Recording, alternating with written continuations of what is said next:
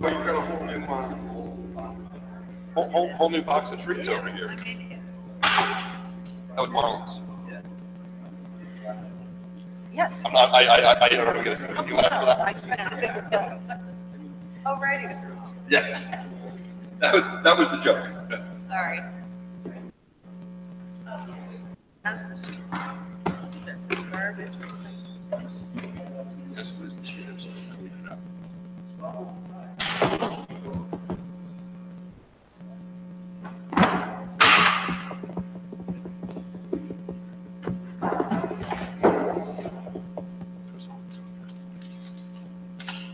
Morning. Good morning. Oh, my goodness. Good evening, everyone. Would you please join us in a salute to the flag? I pledge allegiance to the flag of the United States of America and to the republic for which it stands, one nation, under God, indivisible, with liberty and justice for all.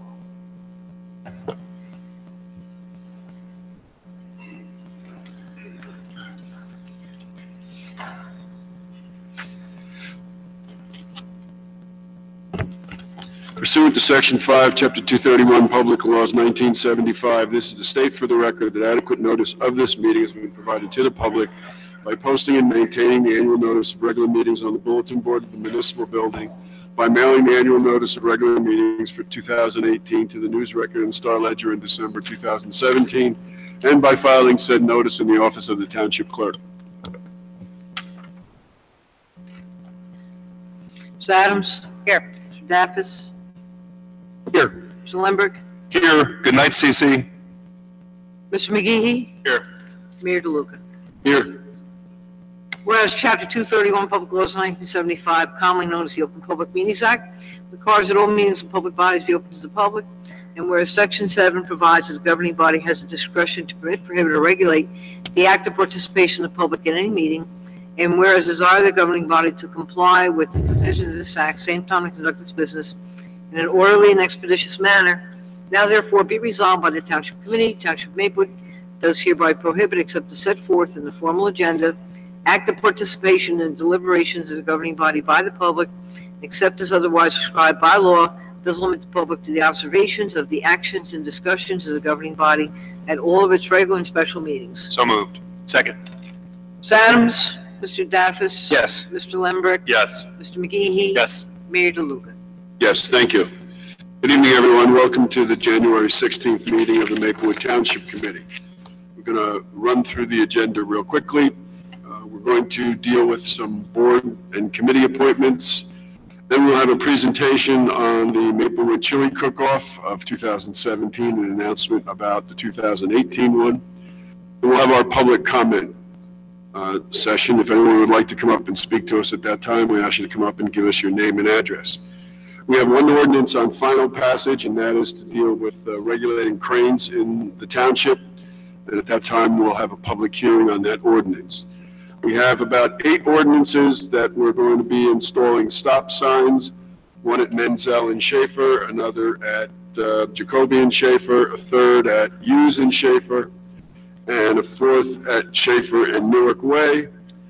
Then we have the 5th is going to be at Fernwood and Woodside, the 6th at Brookwood and Woodside, the 7th at Peachtree and Woodside, and the 8th at Laurel Avenue and Brookwood. We have an ordinance to amend the Seniors Advisory Committee that'll be introduced and then amended. And then we have an ordinance removing Sunday parking on Burr Road, and that will be on introduction. We have 5 items for discussion. 1 is zoning regulations for marijuana sales and manufacturing. 2, pedestrian responsibility, the Honolulu ordinance. 3, vacant abandoned properties. 4, recyclable and disposal bid. 5th, creation of a police chaplain position. After that, we have our consent agenda. We have 11 items on that, including adding TAP into SOMA and Village Green as electronic news sources for the township at no cost to the township, awarding contract for architectural designs for the Woodland, adopting a cash management plan, authorizing payment of accumulated severance liabilities to a retiring employee, Let's see, authorizing the township to be a lead agency in the Sustainable Essex Alliance for Government Energy Aggregation. We're going to be appointing a Maplewood representative to the Community Development Program, authorizing the acceptance of bids for capital improvements, authorizing payments of bills. Then we'll be approving the December 19th, January 1st, and January 2nd minutes of our open sessions, and the 19th of December and January 2nd minutes of our closed sessions. We'll have our second public comment period, reports from administrative reports, reports from elected officials. Then we will adjourn. At the conclusion of the open meeting, we will go back into closed session for a personnel item. So that's our rundown for tonight. And our first order of business is boards and committees. I'm going to ask Ms. Adams if she'll introduce Mr. Hummel. Hans Hummel, up to, there he is.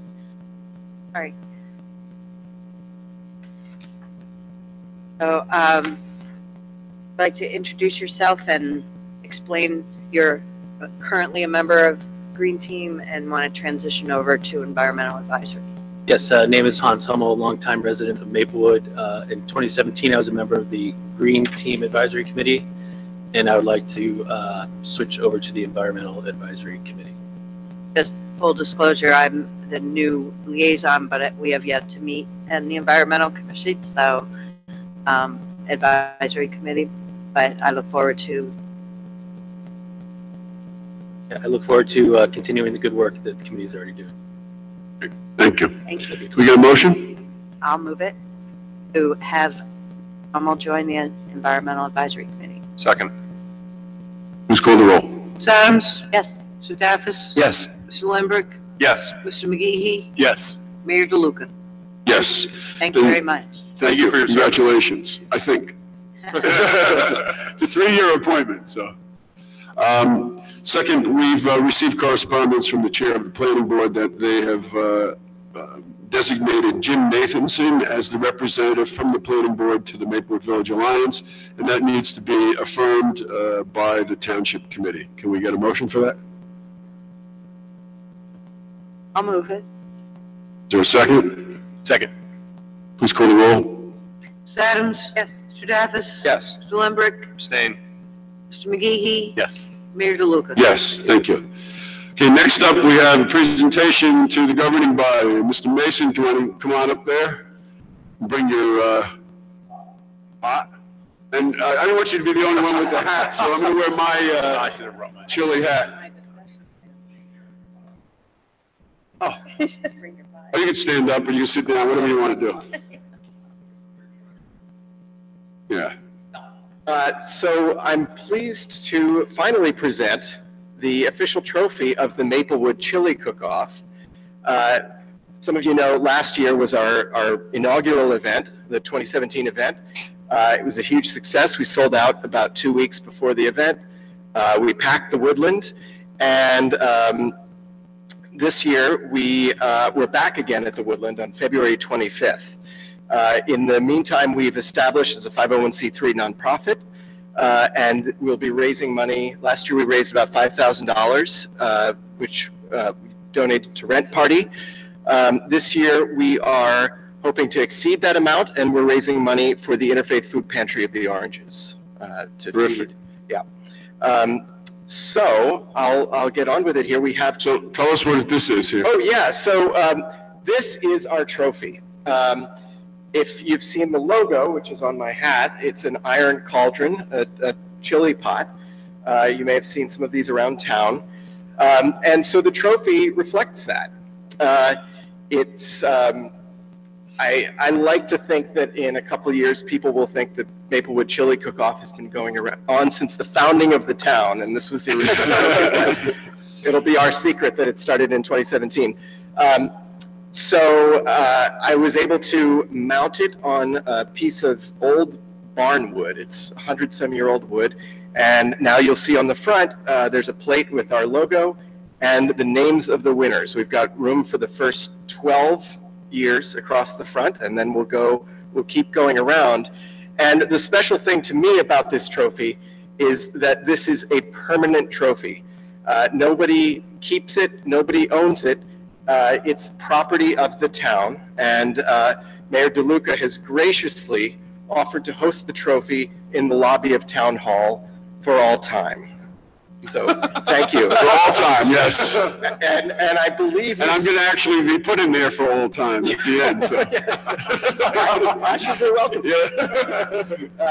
And I believe you pledged at the last cook-off to protect the trophy. Oh, yes. By all means, yes. if Town Hall comes under siege, it's Yes. the first thing It'll to be go, the first right? thing. We've issued that Yeah, there's report. something more important. There's a vault and everything. Yeah, You're it's, good. it's like the Constitution, right? Yes. Tops down. So we're lucky enough to have both winners from the 2017 Chili Cook-Off here tonight for the official trophy ceremony. So first of all, I'd like to introduce Peter Alberg, the meat chili winner. Peter, stand up. Come on up, Peter. Quick picture. And we also have a vegetarian category, which was won, believe it or not, by your own Mr. Dean Daffis. Whoa, fix. So you will see across the bottom of the trophy, both of their names engraved for all to see for all time. Can we do a picture? Yes, let's do it. Let's all go down here. Come on. Yeah. Come on. And we're not. What's that? That's right. We're not mentioning the chili eating contest in which Mr. McGee lost. Mention it no further. I have to remember these.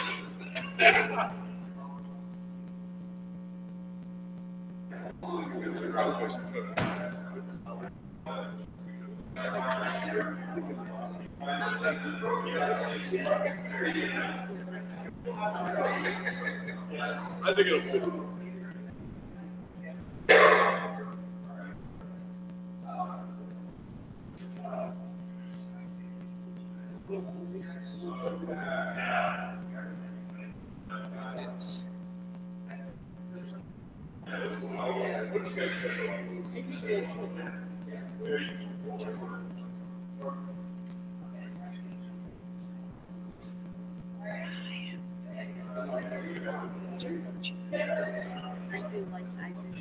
You said you like my chili.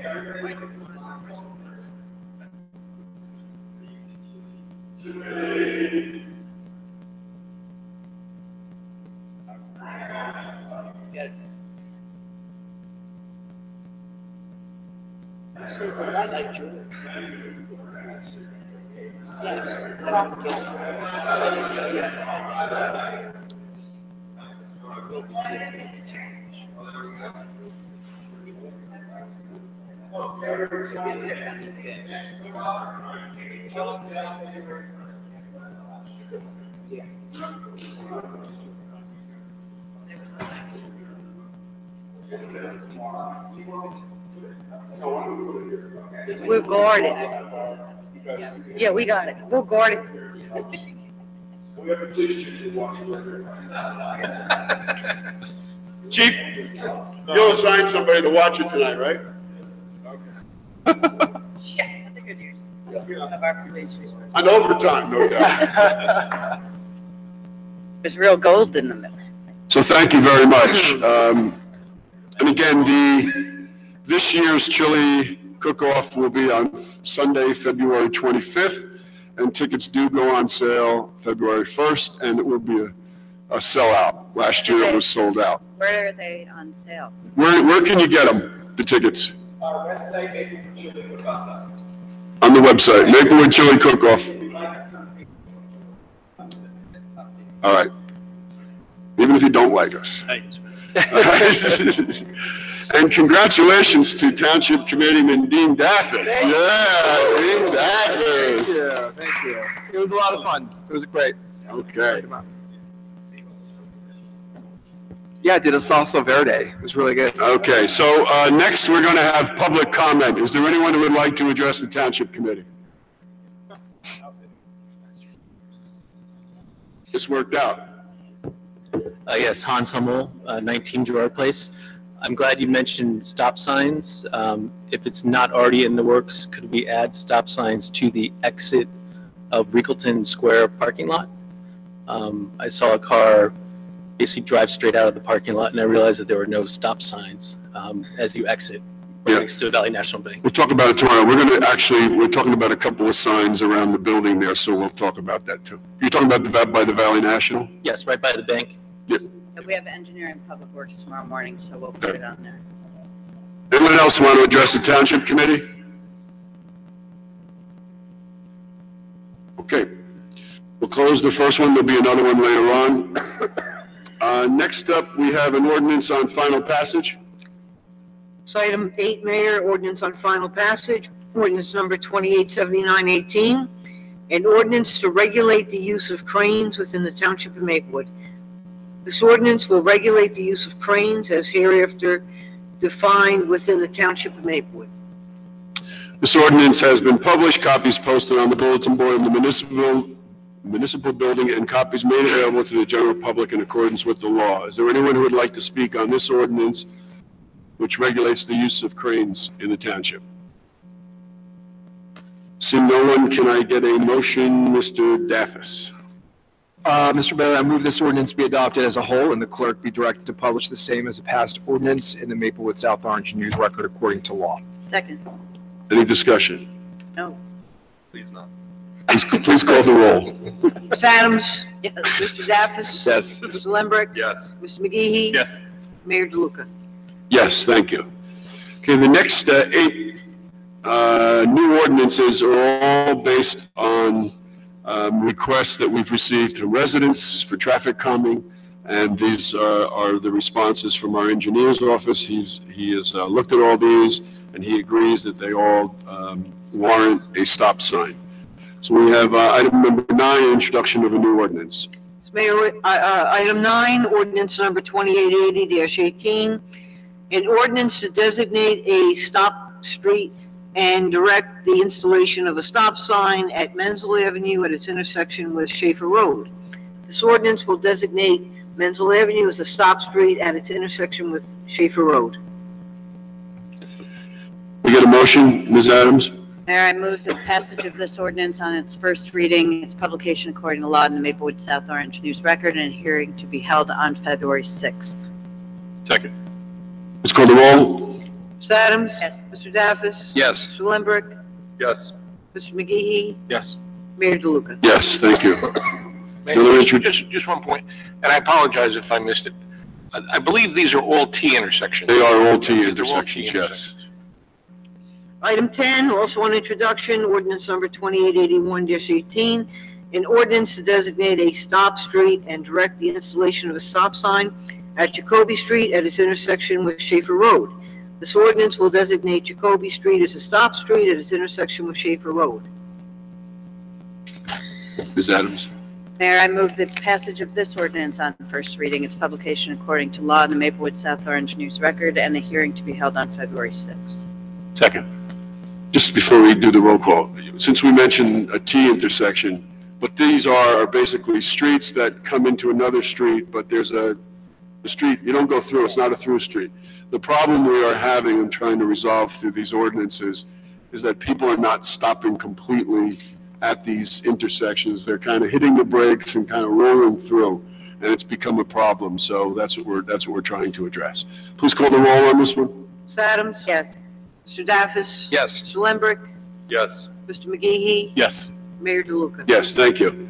Number 11. Number 11, introduction, ordinance number 2882-18, an ordinance to designate a stop street and direct the installation of a stop sign at Hughes Street at its intersection with Schaefer Road.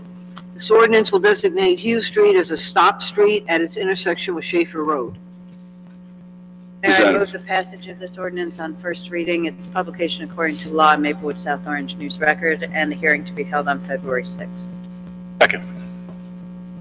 Please call the roll. Ms. Adams? Yes. Mr. Daffis? Yes. Mr. Lembrick? Yes. Mr. McGehee? Yes. Mayor DeLuca? Yes, thank you. Item 12, also on introduction, 2883-18. It's an ordinance to designate a stop street and direct the installation of a stop sign at Schaefer Road at its intersection with Newark Way. This ordinance will designate Schaefer Road as a stop street at its intersection with Newark Way. Ms. Adams? Mayor, I move the passage of this ordinance on first reading, its publication according to law in the Maplewood South Orange News Record, and a hearing to be held on February 6th. Second. Call the roll. Ms. Adams? Yes. Mr. Daffis? Yes. Mr. Lambrecht? Yes. Mr. McGee? Yes.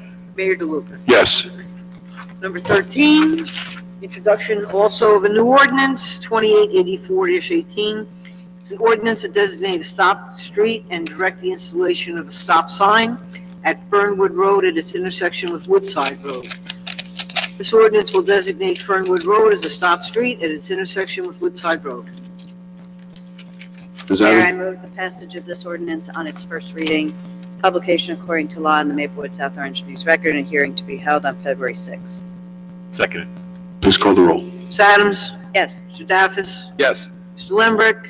Yes. Mr. McGee? Yes. Mayor DeLuca? Yes. Item 14, introduction also of a new ordinance, 2885-18, an ordinance to designate a stop street and direct the installation of a stop sign at Brookwood Drive at its intersection with Woodside Road. This ordinance will designate Brookwood Drive as a stop street at its intersection with Woodside Road. I move the passage of this ordinance on its first reading, its publication according to law in the Maplewood South Orange News Record, and a hearing to be held on February 6th. Second. Please call the roll. Ms. Adams? Yes. Mr. Daffis? Yes. Mr. Lambrecht? Yes. Mr. McGee? Yes. Mayor DeLuca? Yes, thank you. 15. Item 15, also an introduction, ordinance number 2886-18, an ordinance to designate a stop street and direct the installation of a stop sign at Peachtree Road at its intersection with Woodside Road. This ordinance will designate Peachtree Road as a stop street at its intersection with Woodside Road. I move the passage of this ordinance on first reading, its publication according to law in Maplewood South Orange News Record, and a hearing to be held on February 6th. Second. Please call the roll. Ms. Adams? Yes. Mr. Daffis? Yes. Mr. Lambrecht? Yes. Mr. McGee? Yes. Mayor DeLuca? Yes, thank you. Item 16, also an introduction, ordinance number 2887-18, an ordinance to designate a stop street and direct the installation of a stop sign at Laurel Avenue with its intersection with Brookwood Drive. Mayor, I move, oops, you done? This ordinance will designate Laurel Avenue as a stop street at its intersection with Brookwood Drive. Sorry about that. Just Okay. fits in. I move the passage of this ordinance on first reading, its publication according to law in the Maplewood South Orange News Record, and a hearing to be held on February 6th. Second. Please call the roll. Ms. Adams? Yes. Mr. Daffis? Yes. Mr. Lambrecht? Yes. Mr. McGee? Yes. Mayor DeLuca? Yes, thank you. Item 17, introduction of a new ordinance. An ordinance to amend Chapter 59 of the Code of the Township of Maplewood entitled Seniors Advisory Committee. This ordinance will add a member of the Maplewood Memorial Library Board as an ex officio, non-voting member of the Maplewood Seniors Advisory Committee. I move the passage of this ordinance on first reading, its publication according to law in the Maplewood South Orange News Record, and a hearing to be held on February 6th. Second. Okay, I'd like to clarify this ordinance and actually make an amendment to it, that instead of having somebody from the library board, leave it to the library director or designee. I'd move that as a motion to amend this ordinance. I'd second that. Any discussion? Please call the roll on the amendment. Ms. Adams? Yes. Mr. Daffis? Yes. Mr. Lambrecht? Yes. Mr. McGee? Yes. Mayor DeLuca? Yes, and now as an amended ordinance, we need a motion to move it and second it. Yes, and since it is a substantive change, it'll have to be republished, and it'll be reintroduced on the 6th with final on the 20th? 20th. Right, 20th. So, Mr. Daffis, can you move it as amended? I do. I'll second. Let's call the roll on the amended motion. Ms. Adams? Yes. Mr. Daffis? Yes. Mr. Lambrecht? Yes. Mr. McGee? Yes. Mayor DeLuca? Yes, thank you. And then we have item 18. Item 18, also an introduction, 2889-18. It's an ordinance to amend Chapter 257 of the Code of the Township of Maplewood entitled Vehicles and Traffic. This ordinance will remove prohibition of Sunday parking on a section of Burr Road. Mayor, I move the passage of this ordinance on first reading, its publication according to law in the Maplewood South Orange News Record, and a hearing be held on February 6th. Second. So let me tell you why we're doing this. Years ago, there was expansion of a church at the corner of Burr and Parker. And the residents were objecting to it, and part of the negotiations of this was to eliminate Sunday parking on Burr Road. That church was subsequently sold to the Jewish Center, and there's no more parking on Sunday. So we're now just cleaning it up and eliminating it. So we need it's been moved and seconded, we need a roll call. Ms. Adams? Yes. Mr. Daffis? Yes. Mr. Lambert? Yes. Mr. McGee? Yes. Mayor DeLuca? Yes, thank you. Okay, we'll go to our discussion items. The first is zoning regulations for marijuana sales and manufacturing. Ms. Adams? Yes, Mayor. I wanted to bring this up with the swearing in of the new governor, and knowing that one of his priorities is to legalize marijuana in the state of New Jersey. I asked Mr. Desiderio to find me the state statute as is drafted thus far from the Assembly number 2068. Thank you for doing so. Looking through it, there are two requirements, one to the state division and one for local municipalities, where that not later than 6 months following the effective date of this statute when it passes, local governmental entities shall enact an ordinance or regulation specifying the entity within the local government that is responsible for processing applications submitted for a license to operate a marijuana establishment within the boundaries of the local government entity, and for the issuance of such licenses should the issuance by the local government entity become necessary because of a failure by the state division to adopt regulations and so on and so forth.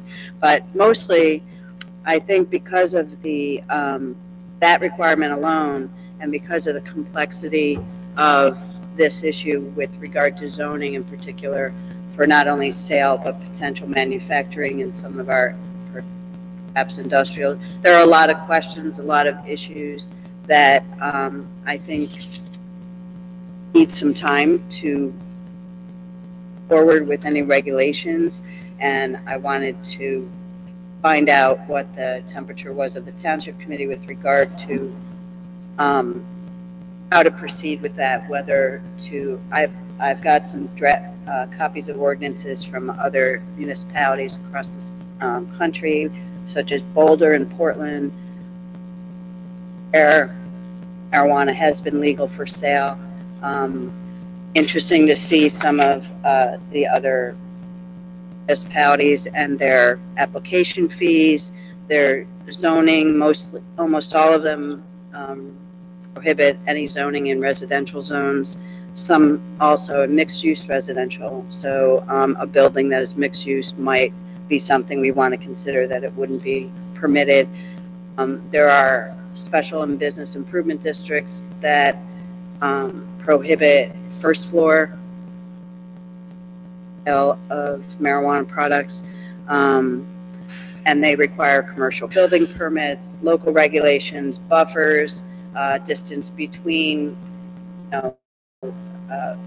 one marijuana business and another have to be a certain distance apart, distance from schools, and so on and so forth. So there's a lot, and concern to the public perhaps, that I felt like we should be proactive in anticipation of it being legal and own it.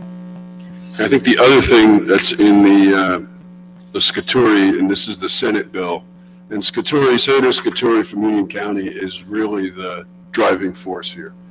And I think he's made a little bit of some changes. But one thing I think that's important is that the failure of a local government entity to enact an ordinance prohibiting the operation of a marijuana establishment shall thereby permit the operation of a marijuana facility. So if you're silent, it can happen. So some towns are passing ordinances prohibiting. So I think that's the threshold question. The first question is Yeah. whether or not we want to prohibit it entirely within our boundaries, or whether we want to zone it in areas that we feel might be appropriate. And we do have industrial areas. We have, I mean, for production and manufacture, older ordinance, for example, limits the square footage of such a manufacturing facility to like 15,000 square feet. So, like I said, there's a lot of different issues and there are vacant industrial buildings in town. So I personally would be in favor of permitting it in certain zones, and obviously something that we draft an ordinance to permit forward in what zoning districts our limitations are, where we want to limit it, how we want to do it, blah, blah, blah, and a typical process for zoning. So with the ordinance that we would write, based on what the mayor just said, would we be, Ms. Desiderio, permitting it in certain sections, or would we be prohibiting it in certain sections? I guess what I don't understand is, you know, do we need to include or do we need to exclude? And does it differ based on whether it's manufacturing versus sale? Permit, Permit. Okay. just like all our other zoning ordinances. Okay. Okay. Yeah, if it's not expressly prohibited, it's permitted, right? Correct.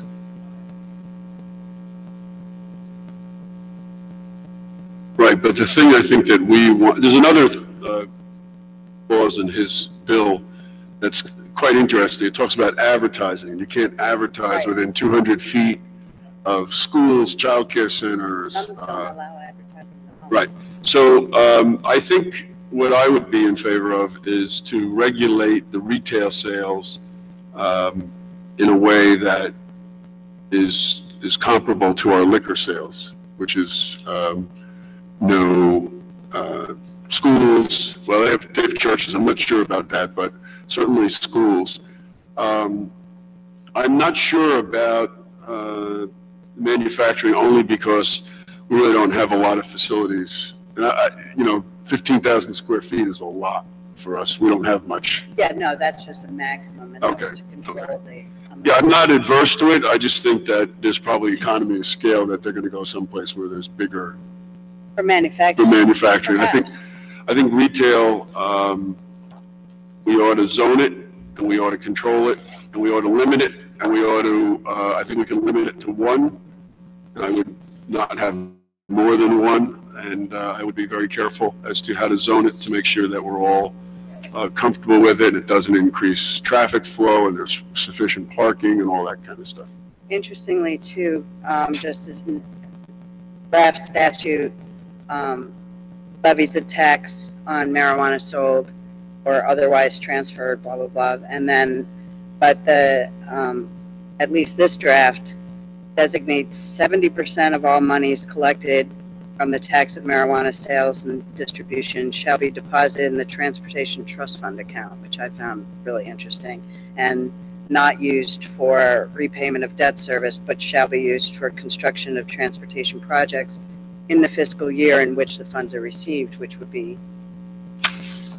they're always infrastructure improvements. 20% of all monies collected shall be deposited in drug enforcement and demand reduction fund established by a statute, and 10% of all monies collected shall be dedicated to programs addressing women's health, family planning, smoking cessation, HIV awareness. No tax on medical marijuana.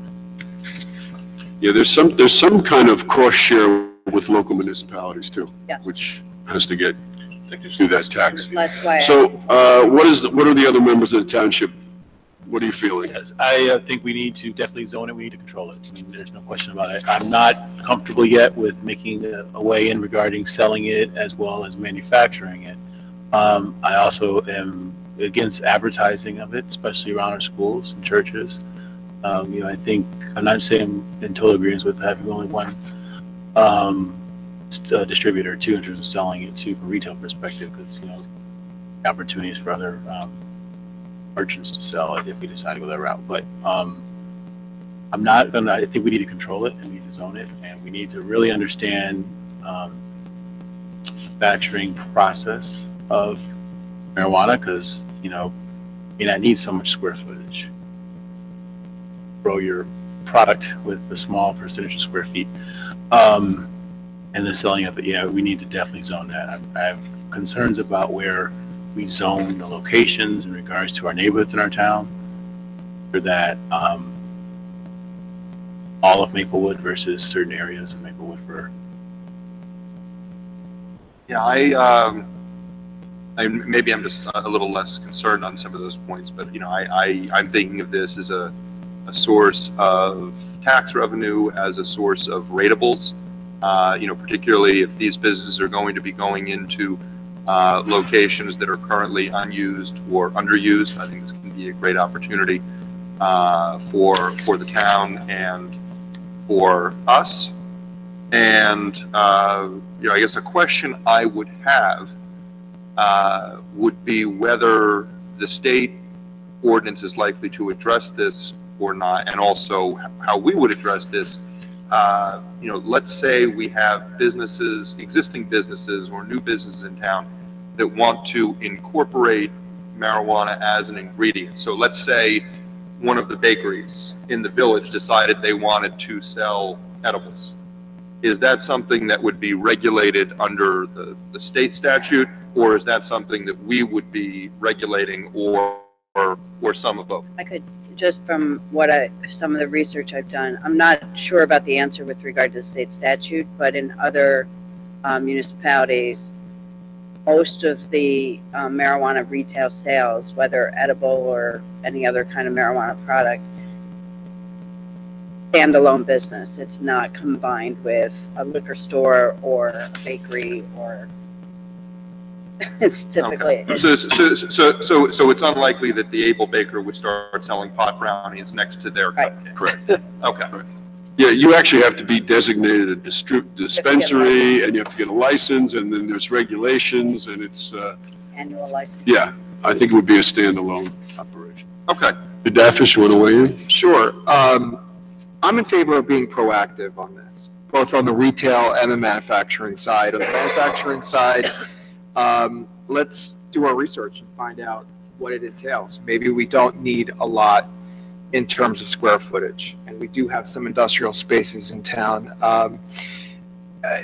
Both retail and manufacturing is a great opportunity to, get some revenue from this, and of course, zone it, control it, limit it, regulate it the way that we do, liquor.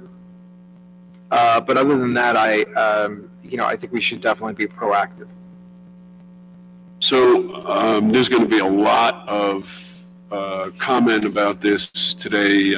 Governor Murphy put it on his list and said, if you send me a bill in the first 100 days, I'm ready to sign it. So let's actually, if you could share anything that you have about some of these other municipalities, that might be helpful. Yeah, I can, if you want my scribbles and my notes, I can. Yeah.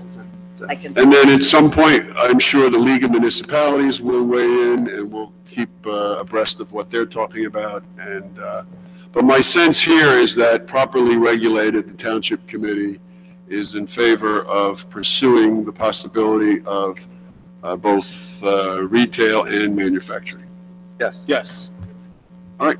Mm-hmm. So what, other than me circulating this, how do we? I think we have to. Steps? I think we have to wait for the state legislation to move forward, and there's going to be That's kind of hearings. what I didn't want to. We can't. Yeah. You can't do anything now until. Research. I mean, I don't know. We Oh, can't research. pass anything. I mean, because it's literally like a ton of everything from security, where the zoning, the questions of that, the square footage. I mean, just. Yeah, they're some gonna, places require a reception area, and then you get brought into the, it's just a lot of, I don't want to get bogged down. Obviously, we're not going to pass anything until it's legal in the state, but I think there might be some benefit to just start doing, where are we putting this? Do we need like a subcommittee of the planning board? Do we want to send it to the planning board? Do we want to ask Mr. Desiderio to make some ordinances and do some work on it first and give us something to start off on? Or I'm only concerned about moving so fast that we're ahead of, because they're going to be establishing Division of Marijuana Enforcement that's going to talk about rules and regulations, including security requirements for sale and preventing sales to underage. But you're talking about zoning. Do we want to talk I'm about talking zoning? a lot more about zoning because Right. I think that's going to be a pretty long conversation, and I guess I want to know where having that conversation. It's obviously not just going to be, is it a subcommittee? Is it something, should we send it to the Why don't we send it to planning the planning board and At that- suggest to them that they kick it around and come back with some recommendations to us? And then we can also, again, if you have zoning regulations from other towns, and then I know Jersey City and Asbury just announced that they would be willing to move forward on this. Maybe we can contact them. One of the planners for Asbury lives in town. The planner for Asbury lives in town, so we can contact her and find out what they're thinking around zoning. Talk to our planner, maybe. Let the planner, let's do that. Does that sound all right? I mean, it should be noted, since the planning board is an open meeting, that the public has the right to come to the planning board meeting to express their opinion either way regarding this issue, so. Well, I think what we would maybe suggest to the planning board that they hold some meetings of the public just to get some. I think that makes a lot of sense. All right, there's a lot more that we have to shape and get opinions about, but I think if we weren't going to do this, it would be, now's the time to nip it in the bud, but I think we're going to. No pun intended. Okay, all right. Okay. Pedestrian responsibility, Honolulu ordinance. Ms. Adams.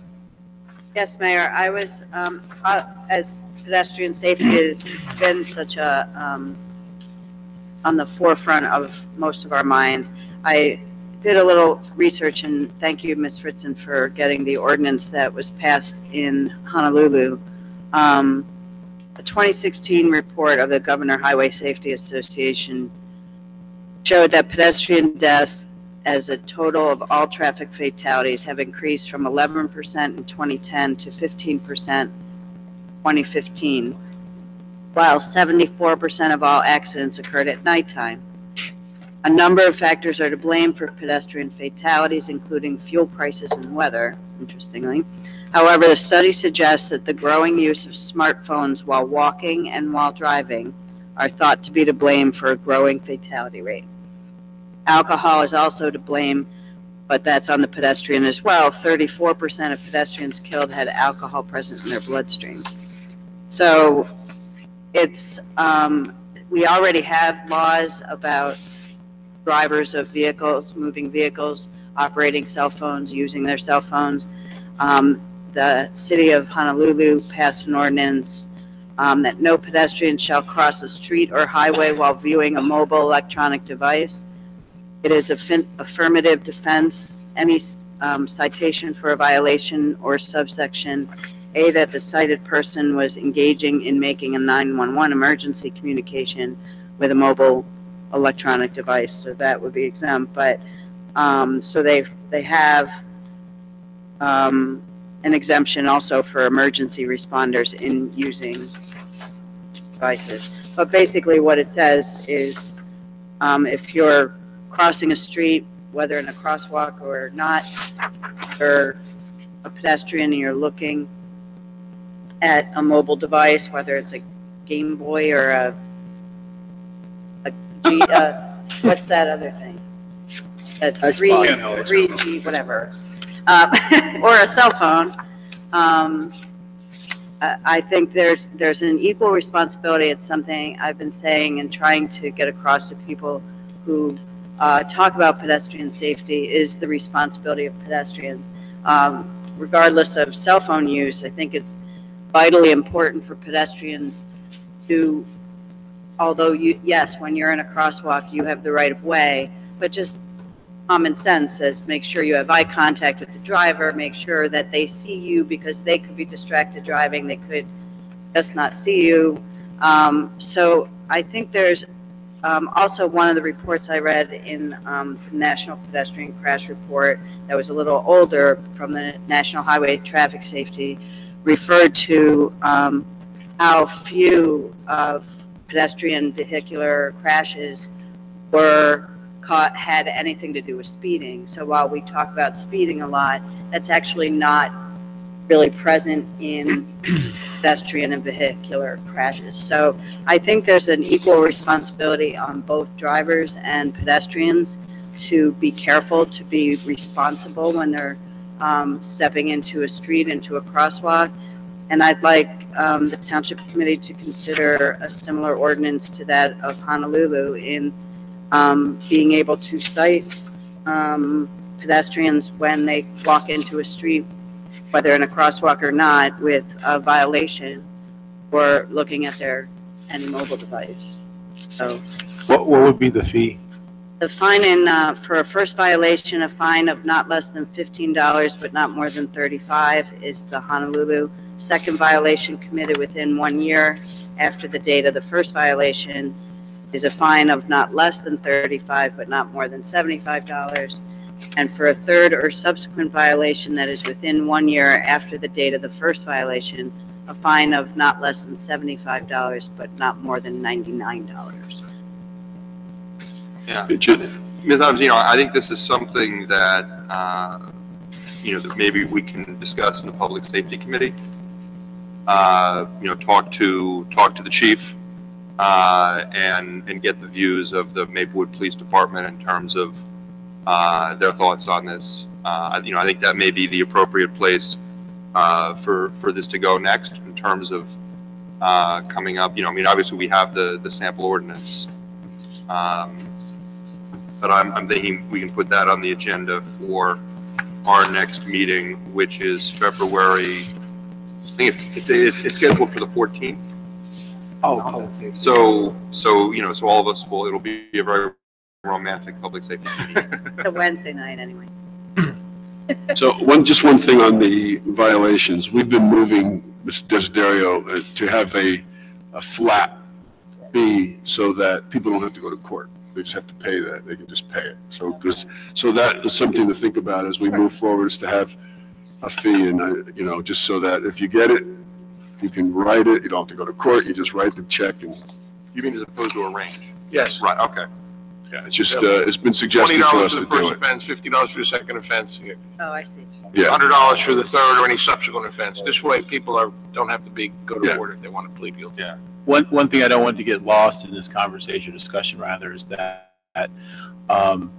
we're considering this because we're concerned about the pedestrian safety of our residents. And we want our residents to be safe and also be cognizant of their own safety. As Mr. Lindbergh has articulated, we will go back and look at public safety. In our public safety meeting, we've already talked with Acting Chief Duvall about the acquisition of reflective bands. And we would look to potentially hand those out to our commuters, which would help to mitigate some of the risks that they take from walking home from the train station and from other parts of town. That doesn't mitigate the risk you take when you decide not to cross at the crosswalk or not have eye contact with the driver if you are in the crosswalk. Another thing too, if you decide to wear all black, understand by not having any reflective clothing on or light color clothing, you are more difficult to see for drivers. So empower yourself, Maplewoodians, to do these things. Wearing lighter clothes, have your head on a swivel, your head out your phone, especially when you're walking across the street, and help us help you. I agree. Thank you. Totally. I have a couple of questions. Yes. Ms. Adams, how long has the Honolulu ordinance been in existence? Oh, it was just really recent, wasn't it? July. July of 2017. Yes. Okay, so we don't have any data yet as to how successful it's been in. Not to my knowledge. Okay, that's it. Thank you.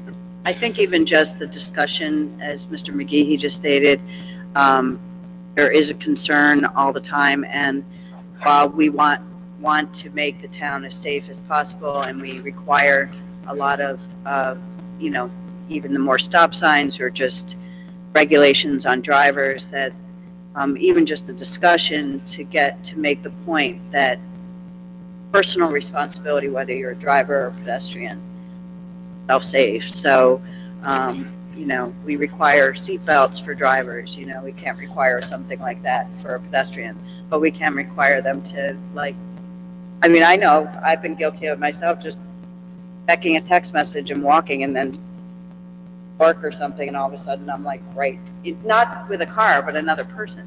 You know, like just, it's easy to do.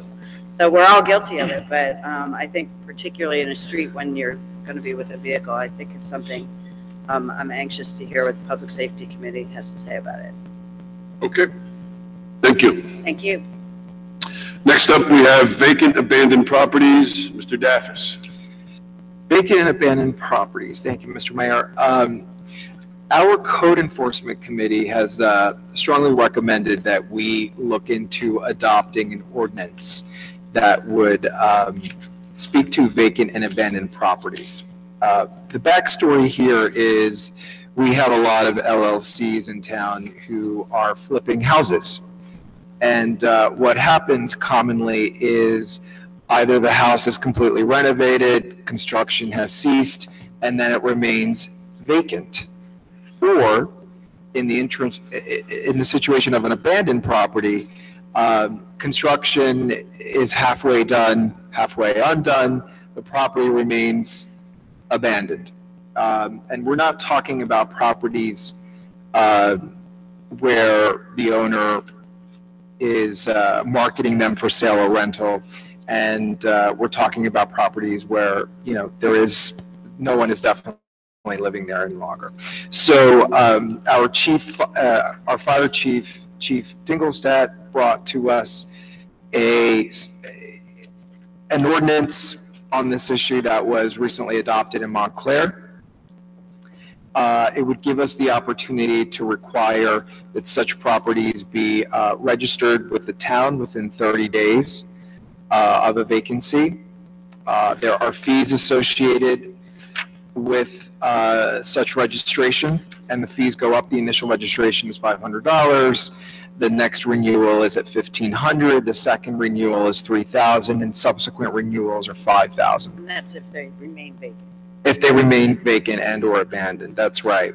And the ordinance also would impose upon the owner some strict requirements as to securing the building against unauthorized entry, because as you can understand and appreciate, a lot of times these residences could become public safety concerns. As well as taking care of the property cosmetically so that they don't become blight or nuisances. Posting a sign affixed to the building indicating the contact information of the owner, securing the building from unauthorized entry, and maintaining the property by repairing all broken windows, boarding up windows that are open or broken, but only as a temporary measure for no longer than 45 days. Montclair's ordinance actually requires that those boards be painted in accordance with their township specifications, again, to combat nuisance or blight. And so I wanted to see where, I think I forwarded a copy to everyone, right? You've had the opportunity to take a look at it. So what do you think about this? Well, do we get any, at code enforcement, I know we talked about whether or not this would pertain to commercial properties or whether or not it can. Yeah, this act, the Montclair one, as I read it, is only referencing residences. Right. But yeah, you could have it for commercials. There's no reason we can't. If you can do one, you can certainly do both. So you could simply say vacant property is, you could expand the definition of vacant property. Well, you have a little different situation because you have, yeah, I mean, so like the jewelry mart, what do you do there? You're gonna have somebody, you have a project or the building specialties. How do you deal with that? Yeah, I think what we wanted to do was to move forward on this, and the chief did some research on commercial, right? And he didn't find anything? He did not find anything, Right. at least in Montclair, and the situation gets a little bit complicated, especially when we talk about mixed use. Yeah, I think we should move ahead with the resident, because we have a huge problem with the residential, and then we can figure out.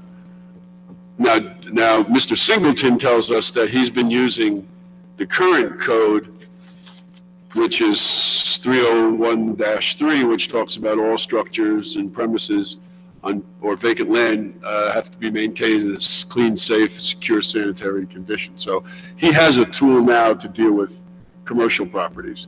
It's these flips that we have a problem with, because they're sitting there, or even the foreclosures, they're sitting there, no one's paying attention to them, or the flipper is not, moving real quick with it. Right. And boarding things up, and it just looks terrible. Right, their financing goes away or whatever. They've got another property they focus on, et cetera. We want to look at, I'm in favor of this ordinance just from our discussion at code enforcement, and also I think it's good to just be able to not allow people to just leave these properties the way that some in town have been left. So, but I would like to look into sort of way to address commercial properties.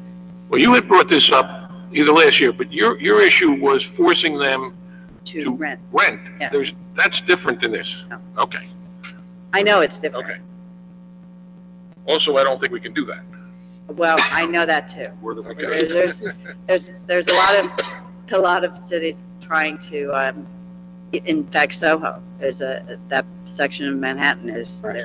a lot of retail vacancies, and they're trying to come up with ways to property owners to lower their rents so that they can, Lower the taxes. well, I didn't Right. want to debate it with you, Mr. So, President. can we, just on Mr. Daffis's request, are people in favor of moving forward with having Mr. Desiderio draft an ordinance on the vacant residential I mean, property? On the absolutely. residential side at Oh, least. absolutely. Okay. And to that point, I want to Okay. say that when you think about being a homeowner in Maplewood, there's nothing more irritating than having a home on your block where they don't cut the grass, they don't maintain it. It's irritating. So I'm 100% for that. But this would be more than that. I mean, that we already have now, because we have laws for Yeah, that. but and- it's still, I mean, Yes. yeah, I mean, it's, Absolutely. yeah, I mean, yeah, For discussion. No, No. for adoption. yeah. You want to put it on for intro? Yes, Yes. please. All right. Then let me just bring one thing, because I know there may be some discussion with regard to this. Okay, and I went through it. I just want to make sure that you are an agreeable, if you go to page 3 on the bottom of what Mr. Daff has sent, are you comfortable with the registration fees? Of 500, 1,500, and 3,000, and 5,000, yes. Yes. Yes? What I'm uncomfortable with is how do you determine 30 days? Where's that come from? It's, You mean 30 days from, Okay, like, it's considered vacant, the owner of any vacant property as defined herein shall, within 30 days after the building becomes vacant property, or within 30 days after assuming ownership of the vacant property, or within 10 calendar days after receipt of notice from the township, whichever is later, file registration. so for all intents and purposes, I think you're going to have to, for all intents and purposes, you're going to have to serve them with a notice. Because you're not going to know otherwise. Basically, when this is somebody definition, notices. the definition of what a vacant property is. Right, it's right there. Abandoned Properties Rehabilitation Act, NJSA 55:19-78. I mean, yeah, the answer is that I think to some extent you're going to have to rely on the owner or for our inspectors to go out and serve them with a notice as of that day, that within 30 days, or within 10 days, I'm sorry, after receipt of the notice that they have to register. Okay, and I have one other thing. So you're okay with this? Yeah, every 6 months they have to re-register. That'll encourage them to get this stuff done. All right, then page 4 on the fines, shall be subject to a fine of not less than or more than for each offense. We want to avoid that, so what do we want to say for the fine? How much? 100. No. I don't think. So you just pay the fine instead of doing the re-registration. For these companies, 100. Yeah, you have to have it at least $500. Right. I mean, I would go to, well, I mean, how about we do the same we do for the leaf blowers, 500 for the first, 1,000 for the second, 1,500 for the third. That works for me. That works for me. okay? Have a Did I sliding got it? scale. Okay, and. Yeah. This talks about, this ordinance talks about, registration with the code enforcement office. I don't know, do we have, we don't have a specific. building department? Yeah, Building department, right? To building. Yeah. Okay. Yeah, what do we say for the rental registration? If we say building department? Yes. That should be consistent with that. Okay. Will do. Okay, thank you. Thank you. Recycling and disposal bids. Ms. Vivieros. Doing that. I'll stay.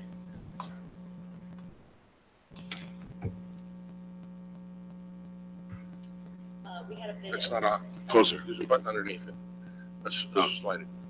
The administrator could have been nice and set it up for you. Is it- before you got up. I'm just saying. Got it. You got it. Last week, we went out to bid for the recyclable and disposables collection, and we did not receive any bids, so we need to go out to rebid at this point, so. That's a real problem. because That's a real I problem. got an email from Mr. Bell today, late this afternoon, about properties that were skipped yesterday. And one of the things I asked him was, when is the contract up? February. End of February? End of February, Yeah. All right. So, I mean, I can certainly be quite aggressive with Mr. Basso, but Yeah, I don't think we should be aggressive with Mr. Basso at the moment. I think we should, now why, did you get any response from anyone? I did get a couple of inquiries over the phone regarding this bid. I'm not sure it seemed that they didn't have enough times, just from some of the feedback that I've gotten, so maybe once we go out and rebid, that we'd get some responses, so. I don't know. I mean, Typically, it's typically like it's 10 3 or days. 4 weeks. Yeah. Yeah, I mean, these are generally contractors that are used to doing this. This is not something novel for them. Do we know if any other towns are having this problem? I don't know, but I can look into it. Sure. Yeah, or find out who other towns are using and let them know that we're going out to bid? I mean, in the past, we had gotten some comments back, I think, Mr. Manning, that the day of the collection was an issue, right? That Yes. the Monday, Right. that they, They're wondering if there was flexibility. in the day of the week. I would That think was creating some issue. I think if we're not getting any bids, then I think we have to have flexibility. No, I'm serious. I'm serious. If you have a contractor that's presently picking up 3 towns on a Monday, they Right. may not have the capacity to pick up a 4th town on a Monday. Yes. So So that's the why answer the is question- yes.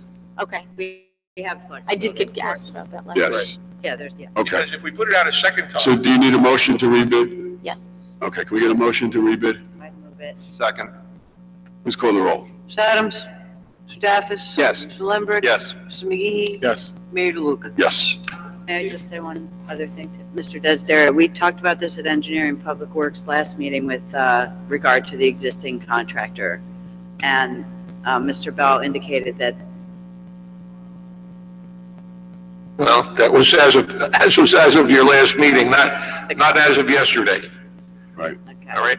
Yeah, So- it was a problem yesterday. Yeah, he gave me a couple list of streets and then some residents that were apparently just skipped over, so. What happens is they're coming out so late that they're missing people because it's just too dark. Yeah, so, let me just say this, if we put it out a second time and we get no bidders, then we can actually negotiate directly. Right. So we can start to make some phone calls and after that, so. Yeah, let's be prepared. We got to do something. Okay, thank you. Next up, Mr. Lindbergh, we have the creation of a police chaplain position. Yes, Mr. Mayor. This is an idea that was brought to us at the Public Safety Committee by Acting Police Chief Duvall. And he actually already has, I believe it's 6 local clergy members who are interested in serving as volunteer police chaplains. And what we are proposing to do out of the Public Safety Committee is to adopt an ordinance similar to, we looked at a couple of examples. I think the one that we'd like to most model off of would be the one in Madison, New Jersey, and we can certainly send that to Mr. Desiderio. But these would be positions, we could put a limit on the number, but we certainly don't want it to be 1 because we already have six who want to do it and who want to divide up the days and the schedule. And these clergy members would be, like I said, this would be volunteer. They wouldn't have a rank. They wouldn't receive any compensation. They would be given a space within police headquarters at 1618 Springfield, and they would be assisting with death notifications, with station house adjustments, and with other issues that came up around the police force and at police headquarters. But they, we would like to create this position or positions through an ordinance and have the Township Committee appoint the chaplains on the recommendation of the Chief of Police, and the chaplains would then be responsible for reporting to the Chief. So that is the proposal. I would like to put that on with modeled based, like I said, on the Madison, New Jersey ordinance, put that on for introduction at the next meeting on February 6th, but wanted to raise that here for discussion. Any discussion, any questions? As long as it doesn't cost us any money. No, it's all free. Okay. So Mr. Desiderio, put it on for Yeah, I introduction. don't think I have that template, Mr. Yeah, I think, I'll send it. I was actually trying to do it, and then my thank you. tablet crashed, but I'll send it to you tonight. Thank you. Okay, great, thank you. Can we get a motion on the consent agenda? I'd like to make a motion to approve all items on the consent agenda. Second. And we just have a couple, we're going to call the roll, but there's a couple of December meetings. Just have to make sure if you were here, if you weren't here or weren't on, you have to abstain. Please call the roll. Ms. Adams? Yes. Mr. Daffis? Yes. You're abstaining on December 9th, Oh, yes, sorry. I abstain, sorry. 11 on the 19th, and On the 19th, on that's both of right. those, right? Mr. Lambert? Yes. Mr. McGee? Yes. Mayor DeLuca? Yes, you actually were here. But... Yeah. Okay, is there anyone who would like to address the Township Committee at this point? Okay, seeing no one, we'll move on to administrative reports. Mr. Manning? I have no report made, but if there are any questions for me? Why do you have no report? We're busy getting the budget together, working on various things that are not really that pertinent to announce to the public. Mr. Manning, there is one thing Yes. I'd like to raise. Some residents brought to my attention today with a photo that I can send to you if you'd like to see it. There was what I assume was some sidewalk work done by PSE&G, but it's possible that it wasn't PSE&G, but someone else on Springfield Avenue, actually very close to, I think, where the farmer's market is. It's the building where the rack was. Yes. And right next to there's a portion of the sidewalk, PSE&G or someone sort of tore it up. There was a hole there, and they filled in with some bricks. It looks really sloppily done. It's very uneven, and I think, in addition to being unattractive, it actually looks dangerous. And I think it's a sprained ankle or some injury waiting to happen. So it was PSE&G. It was a gas leak, and they had vented it for a while, and then they came back and did some more work, and then I guess when they put it down, it is settled now, so things have sunk. Right. So if you or Mr. Bell could be in touch with PSE&G and just ask them to come out and redo that or remediate Yes, that. I'm aware. Okay. We'll talk about it tomorrow, sure. Yeah, I'm sure. Okay. Thank you, Mr. Manning. You're welcome. Anyone else? Anyone else? Okay, Mr. Desiderio. The only thing I report, Mayor, is that we received a notice from of an appeal being filed in the Passaic River litigation, which you may remember from a couple of years ago. What? We are indemnified by the state of New Jersey, so we'll do the appropriate notices to the state, et cetera. But I just wanted to alert you that one of the non-settling major offenders has filed an appeal. So you may read some more about that or whatever. I think the township is protected by virtue of the settlement that was entered into. But I'm just, in case it's reported in the newspaper, you know what it's about. Other than that, I have nothing else, Mayor. Thank you. Anything from Ms. Desiderio? Hey, Ms. Fritzen? I want to report just that tonight was the final late night for those that needed 2018 parking permits, and enforcement will begin on Monday. I think there's been ample opportunity and a long grace period to get your 2018 permit. We've had several filmings within the township, and there's another one tomorrow, Dick's Sporting Good, at a residential home. They've all been going very smoothly. I don't think you even notice that they're happening, but it's good revenue for the township.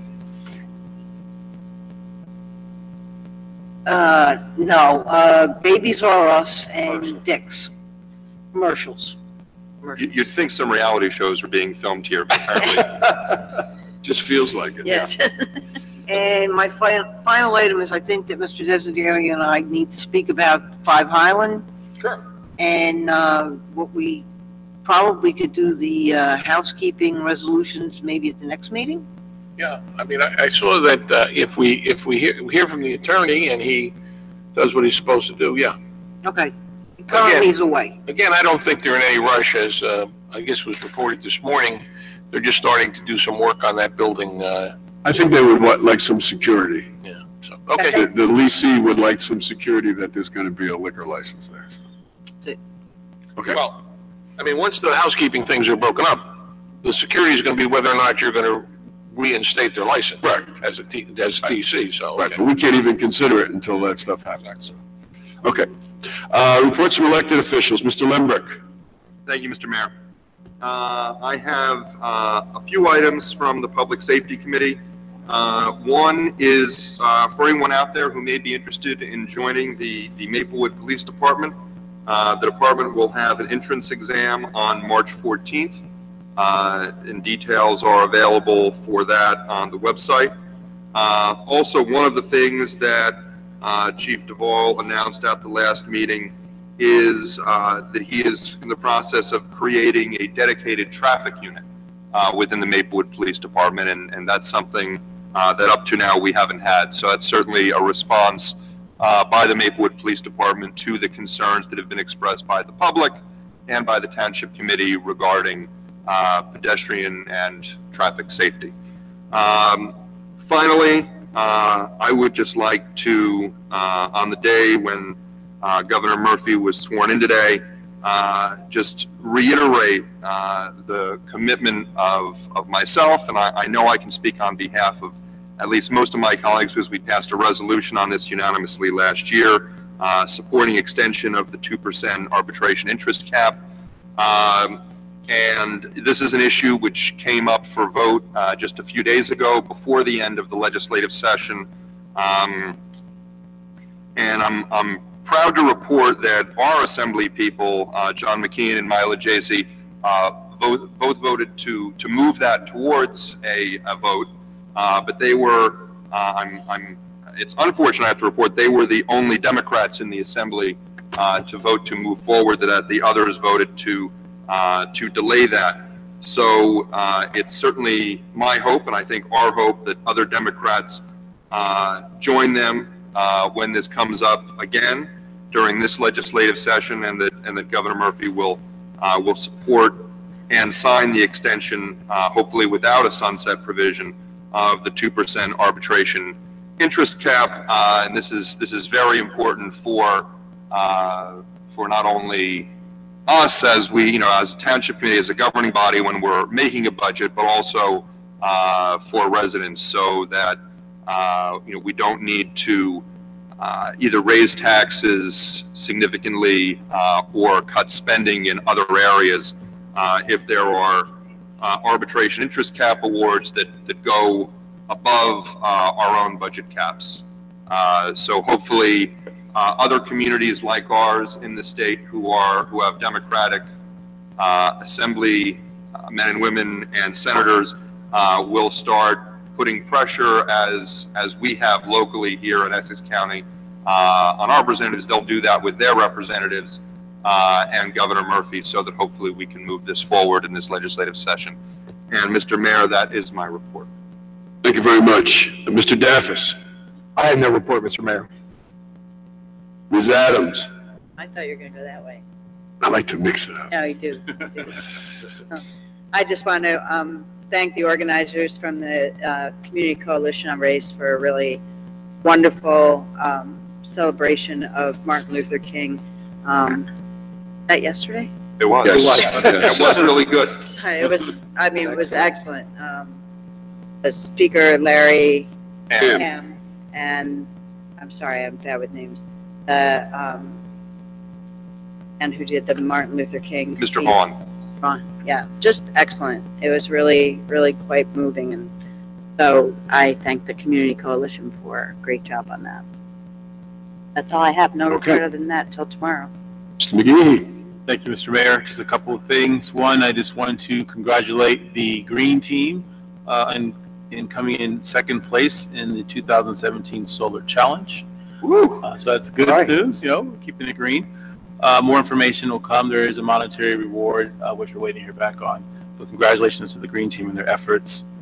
I also want to let everyone know that this Thursday night at 5:30, the Maplewood Mentors Program, which includes YouthNet and the Maplewood Alliance, will be having an open gym night at Columbia High School starting from 5:30 to 9 o'clock.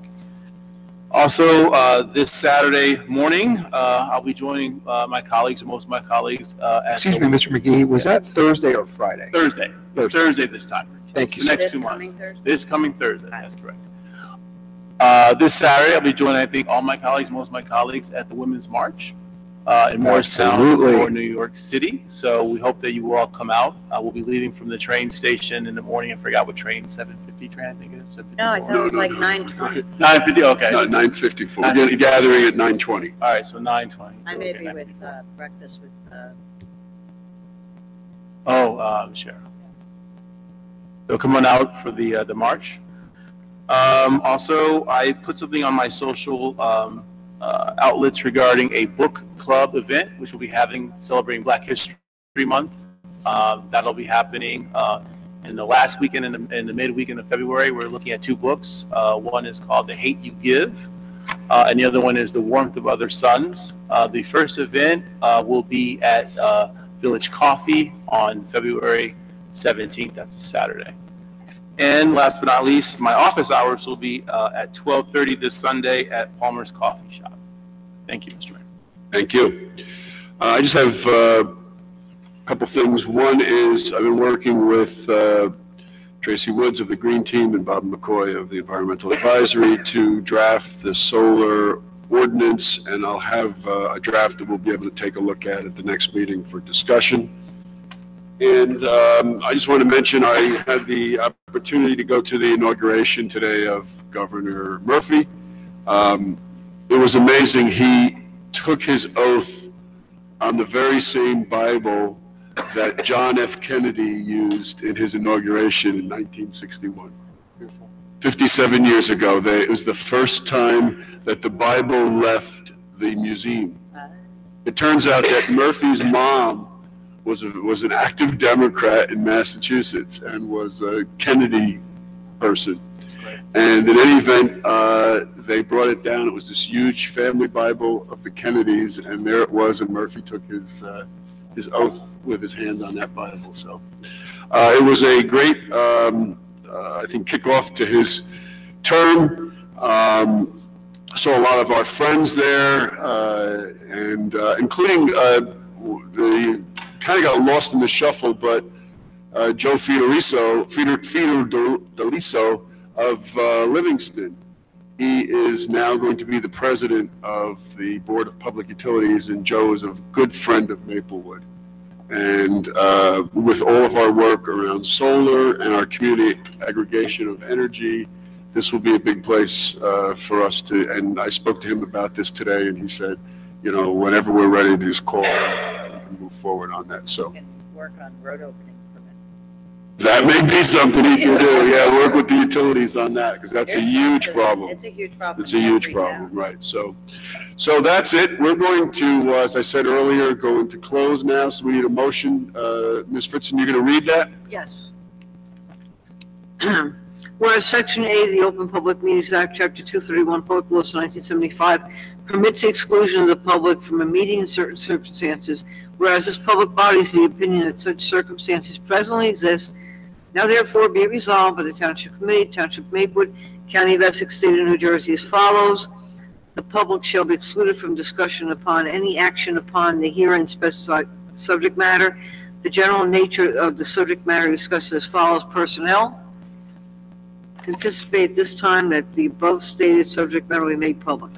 So moved. Ms. Adams? Yes. Mr. Daffis? Yes. Mr. Lembrick? Yes. Mr. McGee? Yes. Mayor DeLuca? Yes, thank you very much. We'll see you in a couple of weeks.